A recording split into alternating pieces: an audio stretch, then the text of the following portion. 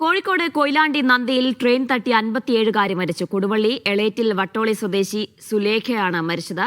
റെയിൽപാളം മുറിച്ചു കടക്കുന്നതിനിടെയാണ് അപകടം.